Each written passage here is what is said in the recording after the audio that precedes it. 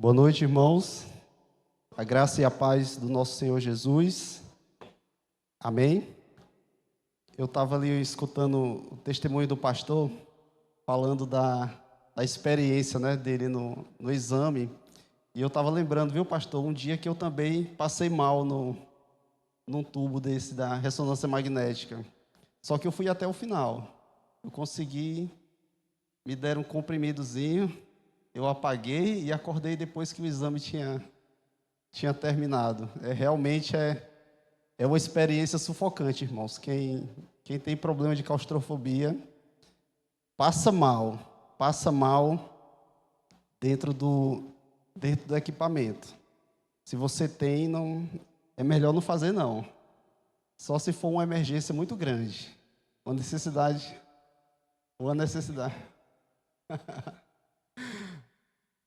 Eu não faltou ar, não faltou ar, foi uma outra sensação de sufocamento, Foi outra coisa. Mas realmente é muito ruim, mas não foi para isso que nós viemos aqui essa noite não, Nós estamos iniciando, irmãos, hoje, mais uma jornada de aprendizado da Palavra de Deus. E temos como tema, esse mês de novembro, mês de aniversário da Primeira Igreja Batista, mês de 69 anos de organização da nossa igreja. Nós iremos buscar aprender durante esse mês como ser uma igreja amorosa.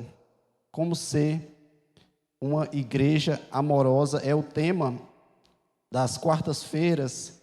E hoje nós iremos meditar em como ser uma igreja amorosa, sendo uma igreja empenhada em ajudar um ao outro. Como ser uma igreja amorosa, sendo uma igreja empenhada em ajudar um ao outro. Esse é o tema da nossa meditação essa noite. E o texto que está proposto para nós é o texto de Romanos, capítulo 14, os versículos de número 1 até o versículo 12. O irmão Fabrício vai projetar para aqueles que não trouxeram Bíblia, mas a recomendação é que os irmãos venham e tragam suas Bíblias para a igreja. Romanos, capítulo 14, a partir do versículo 1, a palavra de Deus diz assim: Ora, quanto ao que é fraco na fé, recebei-o, mas não para condená-lo em questões discutíveis. Um crê que tudo se pode comer, e o outro que é fraco come legumes. O que come, não despreze o que não come, e o que não come, não julgue o que come, pois Deus o recebeu por seu. Quem és tu que julga o servo alheio? Para o seu próprio Senhor ele está em pé ou cai, e estará firme, pois poderoso é Deus para o firmar. Um faz diferença entre dia e dia, mas o outro julga iguais todos os dias. Cada um esteja inteiramente seguro em sua própria mente. Aquele que faz caso do dia, para o Senhor faz, e quem come, para o Senhor come, pois dá graças a Deus, e o que não come, para o Senhor não come e dá graças a Deus, pois nenhum de nós vive para si e nenhum morre para si. Se vivemos, para o Senhor vivemos. Se morremos, para o Senhor morremos. De sorte, quer vivamos, quer morramos, somos do Senhor. Pois para isso Cristo morreu e tornou a viver, para ser Senhor tanto de mortos como de vivos. Mas tu, porque julgas o teu irmão, pois todos havemos de comparecer perante o tribunal de Cristo. E está escrito: pela minha vida, diz o Senhor, todo do joelho se dobrará diante de mim, e toda língua confessará a Deus, de modo que cada um de nós dará conta de si mesmo a Deus. Amém? Eu gostaria de iniciar, irmãos, essa noite afirmando que o mundo necessita urgentemente do amor de Cristo. Esse mundo que nós vivemos atualmente precisa urgentemente do amor de Jesus. E esse amor de Jesus, ele é manifestado, ele é transmitido através da sua igreja, através de homens e mulheres que um dia experimentaram conhecer o Senhor Jesus e entregaram a sua vida a Ele. E que a partir do momento em que entregaram a vida a Jesus, buscaram uma vida de santidade, uma vida de retidão, espelhando nas suas atitudes aquilo que Jesus Cristo ensinou. Jesus Cristo, quando no final do seu ministério terreno, quando ele conversava com seus apóstolos, ele disse uma coisa muito interessante no Evangelho de João, que os seus discípulos seriam conhecidos pelo amor. Os seus discípulos não seriam conhecidos pela roupa que eles vestiam, pelo linguajar que falavam, pela forma como se comportavam, mas seriam conhecidos através do amor. A marca do cristão é o amor. E o amor que a Bíblia nos ensina não é um amor apenas um sentimento, mas é um amor de ação, um amor de atitudes. Na última semana, durante o período do final de semana, em que nós estávamos aqui na igreja, na série de conferências, pastor Glauber, que esteve aqui presente, ele falou algo a respeito disso. De que a melhor forma de nós demonstrarmos amor para alguém é falar de Jesus para essa pessoa. Foi o tema da sua mensagem do sábado. E existem muitas formas de nós demonstrarmos o amor, mas aquelas que realmente vão marcar são as atitudes que nós tomamos. Na igreja não é diferente, no contexto da igreja não é diferente. A carta aos Romanos, que é essa que nós estamos meditando, ela é considerada, irmãos, como a grande obra do apóstolo Paulo. A obra-prima dentro do Evangelho, dentro do Novo Testamento, é a carta aos Romanos.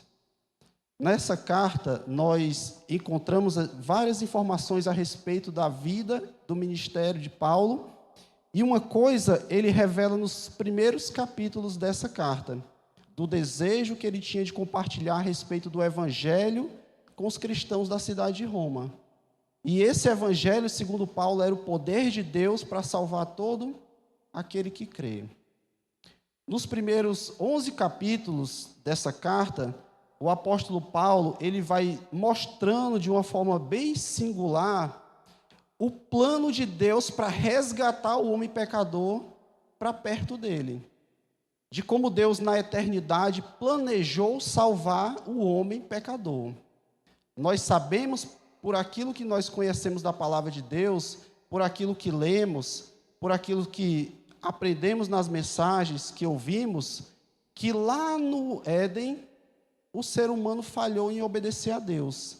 E por causa dessa desobediência, o pecado entrou no mundo e, através do pecado, veio a morte e uma separação entre nós, seres humanos, e o nosso Criador. A Bíblia vai dizer que lá no Jardim do Éden, pela viração do dia, Deus ia ao jardim e ele caminhava com Adão. Havia uma relação de intimidade, de comunhão. E essa comunhão, ela foi rompida por causa do pecado. Ela foi quebrada por causa do pecado. E Paulo, na carta aos Romanos, ele vai mostrar como Deus faz com que esse homem pecador, esse homem merecedor da morte, possa, mais uma vez, se aproximar do seu Criador. Deus nos chama, Deus nos traz para próximo dele, Deus nos justifica através de Jesus. Ele põe a justiça de Jesus em nós, os méritos de Cristo, daquilo que ele fez, a justiça que havia naquele homem chamado Jesus. Deus atribui a cada um de nós quando nós cremos em Jesus. Quando nós confessamos com os nossos lábios, quando nós cremos com o nosso coração e confessamos com os nossos lábios, Deus coloca a justiça de Jesus em nós. Somos justificados pela fé em Cristo. A partir desse momento, irmão, começa uma nova etapa da vida do homem cristão, da mulher cristã. É um período que vai da sua conversão até a sua morte ou a vida de Cristo, que é o período que todos nós nos encontramos atualmente, que é o período da santificação. Todos os dias, um dia após o outro, o desejo do homem salvo é buscar ser parecido com Jesus, é buscar uma vida de santidade. Mas não para por aí não. Não para por aí não.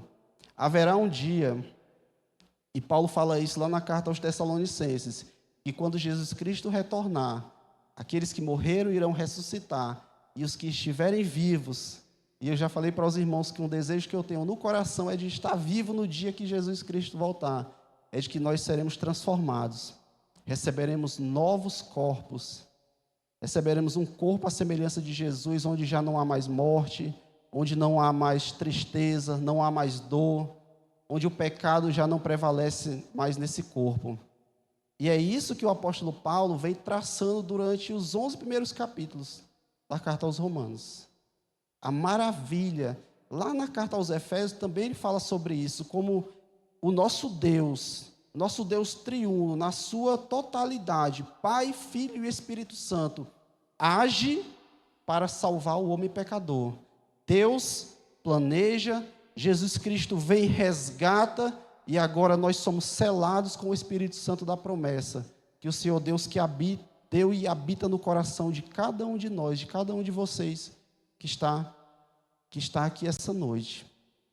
Essa, basicamente, é a teologia que Paulo ensina na carta aos Romanos. Ele, muito melhor do que eu, vai explicar os detalhes, mas nós não estamos aqui para fazer isso essa noite. Mas eu queria me deter, irmãos, na segunda parte da carta aos Romanos. Porque na segunda parte da carta aos Romanos, o apóstolo Paulo, após montar todo esse conceito a respeito de salvação, o apóstolo Paulo começa a tratar de uma coisa mais prática, de uma forma mais prática de como o cristão deve viver aqui nesse mundo, especialmente dando resposta positiva a Deus pelo que Ele fez. Se Deus fez isso por você, se Deus lhe salvou, se Deus lhe trouxe da lama do pecado e colocou o seu pé no local firme, você precisa se posicionar diante de Deus, vivendo uma vida de retidão. No capítulo 12, no primeiro versículo, ele vai dizer assim, portanto, eu rogo-vos, irmãos, pela compaixão de Deus, que apresentem os vossos corpos como sacrifício vivo, santo e agradável a Deus, que é o vosso culto racional. É o chamado que o apóstolo Paulo nos faz para que nós demos essa resposta a Deus pelo que Ele fez por nós. A teologia é importante, nós precisamos estudar, inclusive a nossa igreja possui um seminário para capacitar os líderes, mas essa teologia, ela precisa provocar mudança e provocar uma prática na vida da gente. Não apenas crescermos no conhecimento, é importante nós crescermos no conhecimento da palavra, mas que, do exemplo de Paulo, aliar a teologia à vida cotidiana, à vida prática. E é isso que nós vemos a partir do capítulo 12 da carta aos Romanos. Nós estamos falando a respeito de como ser uma igreja amorosa. Para que nós possamos, eu queria compartilhar com os irmãos algumas características dessa igreja amorosa que ajuda um ao outro, mas eu queria relembrar alguns conceitos com vocês, para que a gente possa adentrar no final da nossa mensagem. Então, entendendo o que é a igreja são as quatro paredes. É isso que nós aprendemos? A igreja é o corpo de Cristo. A igreja são as pessoas. A igreja somos nós, individualmente membros desse corpo, mas coletivamente nós somos a igreja do Senhor. A igreja do Senhor é formada pelos salvos. Não é um clube, não é um grupo social, não é algo que não seja o corpo de Cristo. Pessoas lavadas e remidas que se reúnem periodicamente com o objetivo de oferecer um culto a Deus. O que você veio fazer aqui essa noite, irmãos? Você veio olhar para mim, olhar para o pastor? Ou você veio oferecer um culto a Deus aqui essa noite? A igreja se reúne com o objetivo de oferecer um culto a Deus. Nesse local que nós chamamos de igreja, nesse ambiente que nós chamamos de igreja, que é formado por pessoas, nós vamos encontrar pessoas das mais diferentes qualificações. Pessoas mais idosas, pessoas mais jovens, pessoas de uma capacidade intelectual um pouco maior do que outros menos, mas nós vemos, irmãos, que existe uma diversidade naquilo que nós conhecemos como igreja. Cada um dos irmãos foi criado de uma forma especial e juntos nós fazemos parte desse corpo de Cristo, porque o Senhor, conforme a palavra nos mostra, Ele não faz acepção de pessoas. No livro de Atos, no capítulo 10, versículo de número 34, o apóstolo Pedro diz assim, irmãos: reconheço por verdade que Deus não faz acepção de pessoas, pelo contrário, em qualquer nação, aquele que teme e faz o que é justo, lhe é aceitável. Deus recebe todas as pessoas que vêm a Ele, através do arrependimento, independente de quem seja. Pode ser uma pessoa de cor, uma pele clara, uma pele mais escura, um rico, um pobre, um alto, um baixo, um gordinho, um magrinho, um careca, um cabeludo. Deus aceita todos, irmãos. Deus recebe cada um daqueles que vêm até Ele com o coração contrito. Todos os que verdadeiramente se arrependem têm o privilégio de fazer parte dessa igreja do Senhor. E muito mais do que simplesmente fazer parte da igreja, é ser chamado filho de Deus. João vai dizer isso, que todos os que recebem Jesus como Senhor e Salvador, Deus deu o poder de serem feitos filhos de Deus. A segunda coisa que eu quero lembrar com os irmãos é que no meio dessa unidade que nós conhecemos de igreja, existe uma diversidade, conforme nós já falamos.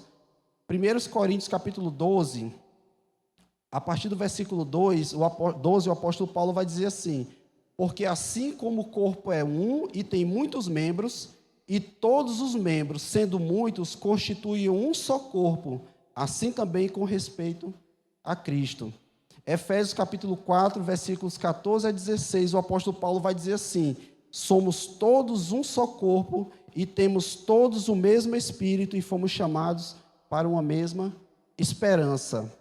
Seria muito difícil nós juntarmos muitas pessoas de diferentes níveis e classes sociais e nós encontrássemos uma perfeita igualdade entre todos. Na altura, na forma de pensar, na forma de agir, na forma de responder às situações.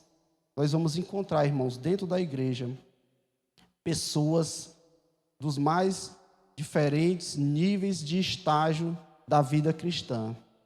O exemplo que Paulo traz no texto que a gente leu, do capítulo 14, ele trata dois tipos de pessoas. Umas pessoas que ele considera mais fortes na fé, mais experimentados, representados por aqueles que não têm problema com relação a dias, não têm problemas com relação à comida, e outros que são menos experimentados, mas ambos fazem parte do mesmo corpo. Novos na fé, pessoas mais experientes na fé, fazem parte do mesmo corpo. Somos todos um só corpo e temos todos o mesmo Espírito e fomos todos chamados para uma mesma esperança.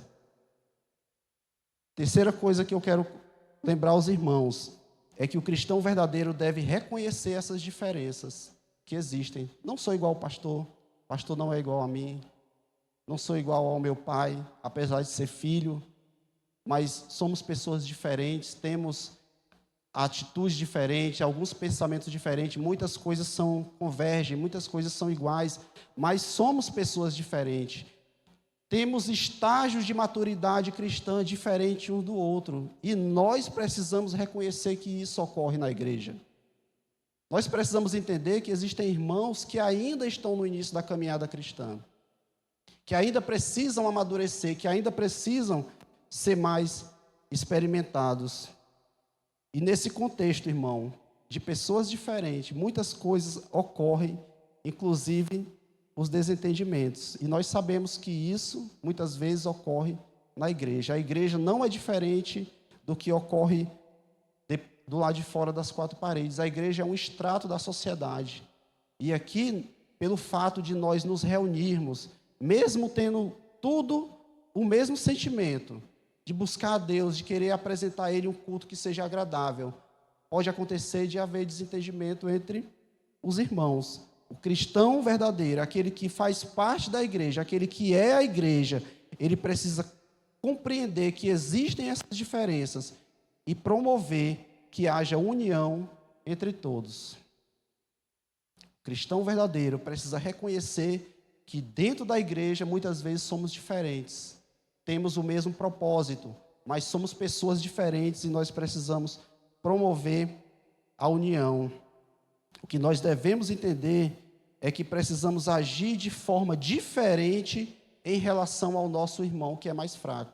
Às vezes a gente conversa com irmãos que estão no início da caminhada e nós percebemos pelo jeito de falar que aquele irmão ainda precisa amadurecer um pouco. Essas pessoas, elas devem ser acolhidas. Essas pessoas devem ser amadas. Nós precisamos entender o grau de maturidade que cada um tem e é necessário que nós possamos agir de forma respeitosa com cada irmão. O texto aqui na sequência vai nos alertar quanto aos julgamentos que possivelmente nós iremos fazer em relação a esses irmãos. E eu faço uma pergunta retórica para os irmãos essa noite. O que me faz diferente do meu irmão? Nós falamos que existem diferenças, né? Em personalidades, mas de uma maneira bem geral, o que me faz diferente dos meus irmãos? Todos nós somos servos de um mesmo Senhor.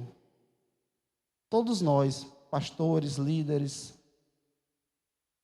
os professores de EBD, os alunos de EBD, os músicos, todos nós somos servos do mesmo Senhor e nós iremos dar conta diante dele. Não há nada que eu possa considerar que me faça julgar ser melhor do que o meu irmão. Todos nós somos iguais. Então eu queria lembrar isso aos irmãos. A igreja do Senhor é formada por salvos e remidos. Deus recebe todas aquelas pessoas que vêm até Ele. No meio dessa comunidade existem diferenças. Como agir diante dessas diferenças? Precisamos aprender a acolher, a ser ajudadores daqueles que são mais fracos na fé. E agora eu queria compartilhar com os irmãos na carta aos Efésios, capítulo 4, versículos de 1 a 6, que Paulo também vai trazer aqui algumas características, nós queremos focar, esse é o final já da nossa mensagem, as características de uma igreja que é amorosa, uma igreja que age em prol de ajudar um ao outro. Paulo, nesse texto, ele provoca uma reflexão séria sobre o modo em que nós devemos viver a vida. Ele exorta a andar como é digno da vocação para o qual fomos chamados. Efésios 4. Efésios 4.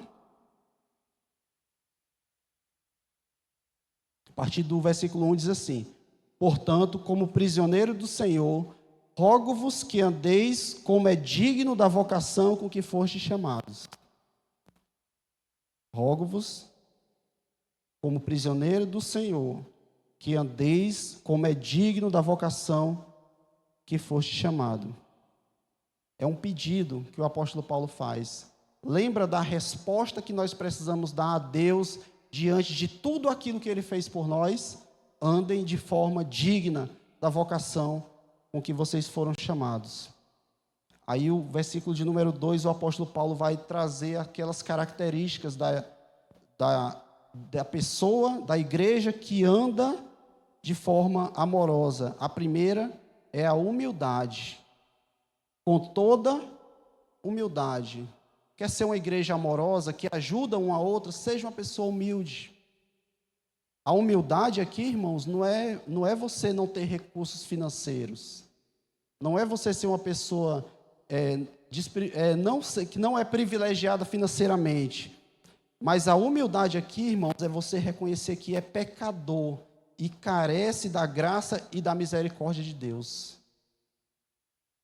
Jesus Cristo, no Sermão da Montanha, lá no capítulo 5 de Mateus, versículo 3, ele vai dizer assim, que os humildes são bem-aventurados e deles é o reino dos céus. Deles é o reino dos céus. A segunda característica da igreja ajudadora é uma igreja que é mansa, com toda a humildade e mansidão. A mansidão é aquela característica de alguém que é pacífico e que possui moderação nas suas ações. É a pessoa que é pacífica, que é branda e que possui moderação nas suas ações. Ela não toma atitudes inesperadas. Ela recebe aquela pancada, ela recebe aquela palavra difícil e ela pensa, ela reflete naquilo ali, ela avalia aquela situação, se é necessário ela responder de imediato ou se ela precisa dar um tempinho, analisar e pensar um pouquinho melhor. Jesus falou dessas pessoas também. Mateus capítulo 5, versículo 5, Jesus disse que os mansos herdarão a terra. Bem-aventurados são os mansos, porque herdarão a terra. A terceira característica é a característica da paciência. Com toda humildade, mansidão, aqui na minha versão diz longanimidade, mas em outras versões diz paciência. O significado, irmãos, da paciência no contexto bíblico envolve a resistência, perseverança, bondade e condescendência. A verdadeira paciência não é uma qualidade que possui a sua origem na natureza humana, mas ela é um fruto do Espírito. Paulo escreveu isso na carta aos Gálatas, no capítulo 5. Mansidão, humildade, paciência é o resultado da ação do Espírito Santo na vida do crente. E a quarta coisa, para encerrar, com toda humildade, mansidão, longanimidade, suportando uns aos outros em amor. Uma igreja que ajuda um ao outro é uma igreja amorosa. E esse é o maior de todos. O fruto do Espírito é amor, um amor sacrificial, um amor que se entrega, um amor que se coloca no lugar do outro. Eu iniciei falando que o mundo precisa urgentemente de Jesus. O mundo precisa urgentemente conhecer Jesus. O mundo precisa olhar para a sua igreja, olhar para cada um de nós e observar essas características que nós encontramos na palavra de Deus. Essas aqui, irmãos, são as características de um verdadeiro cristão. E uma igreja que é ajudadora é aquela que é moldada, que é formada segundo os padrões do Espírito Santo. Paulo escrevendo aos Romanos, capítulo 12, vamos voltar lá. Versículo 2, ele vai dizer assim: e não vos amoldem, e não vos conformeis com este mundo. Não sejam iguais ao mundo. O verdadeiro cristão, ele é moldado à semelhança de Jesus Cristo. É aquele que vive segundo os padrões ensinados pelo Espírito Santo de Deus. Aquele que se deixa encher e transbordar do seu Espírito. Uma igreja amorosa, uma igreja que ajuda um ao outro, é uma igreja humilde, é uma igreja mansa, é uma igreja paciente e é uma igreja amorosa. Agora vamos trazer para nós, né? Fazer uma aplicação pessoal. Eu como igreja, eu como membro da igreja, Qual devem ser as minhas qualidades? Aquilo que as pessoas devem olhar e enxergar em mim? O Eduardo manso, o Eduardo humilde, o Eduardo paciente e um Eduardo amoroso. Que nós possamos ser assim. 69 anos da primeira Igreja Batista. Temos ainda muitos anos pela frente, né, pastor? Precisamos seguir, irmãos. Seguir essa jornada até o céu. E durante essa jornada, nós possamos ser uma igreja que cada dia mais amorosa e uma igreja acolhedora. A nossa igreja tem essa marca, viu, pastor?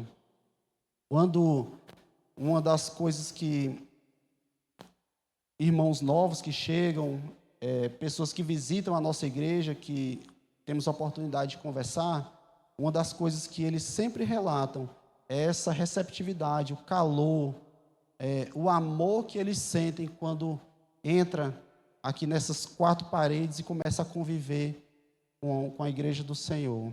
Que o Senhor nos abençoe.